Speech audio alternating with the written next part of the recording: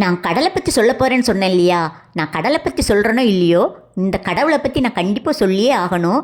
நான் சொல்கிறது கதை இல்லை, நிஜம்தான். எனக்கு தெரிஞ்சதை நான் சொல்கிறேன், உங்களுக்கு தெரிஞ்சதை நீங்கள் கமெண்டில் கண்டிப்பாக சொல்லுங்கள்.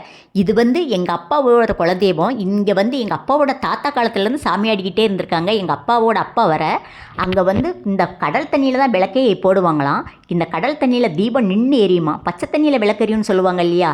இந்த தண்ணியில் தான் விளக்கே எரியுமா. எல்லா கோயிலையுமே ஒருபடி திருநீர் அள்ளி கையில் கொடுப்பாங்க. இங்கே என்ன கொடுப்பாங்கன்னா ஒருபடி சுண்ணாம்பள்ளி கையில் கொடுப்பாங்களாம். அந்த சுண்ணாம்பை கரைச்சி குடித்தாலே உடம்புல உள்ள நோய்கள்லாம் தீரும் அப்படின்னு அங்கே உள்ள ஊர் மக்கள்லாம் சொல்லுவாங்க. எதுக்கு எங்கள் அப்பா எங்கள் அம்மா எல்லாருமே சொல்லுவாங்க. அவளுக்குள்ளே இருந்திருக்கு சக்தி வாய்ந்த கடவுள். இந்த கடலில் யாருமே குளிக்க மாட்டாங்க. ஏன்னா இது பெண் கடல், ஆம்பளைங்க போனால் ரொம்ப அலையடிக்கும் அப்படின்னு யாருமே உள்ளே இறங்கினதே இல்லை.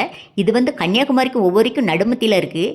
எல்லா பக்கமுமே சுனாமி வந்துச்சு. ஆனால் இந்த ஊரில் மட்டும் சுனாமி வரவே இல்லையா. ஏன்னா அந்த ஊர் மக்கள் சொல்கிறாங்க இந்த சாமிக்கு கட்டுப்பட்டு அது உள்ளே இருக்குது அப்படின்னு. ஆனால் உண்மை அதுதாங்க.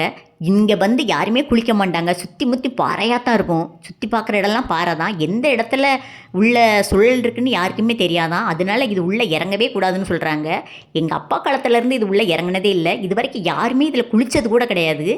போய் காலை நினைப்போம், 3 பிடி தண்ணியை தூக்கி தலையில் துளிச்சிட்டு அப்படியே கடலை ரசிச்சுட்டு அப்படியே வந்துடுவோம். பாருங்களேன், இந்த கடல் பக்கத்தில் போனாலே மனசுக்கு அவ்வளோ ஒரு அமைதி, அவ்வளோ ஒரு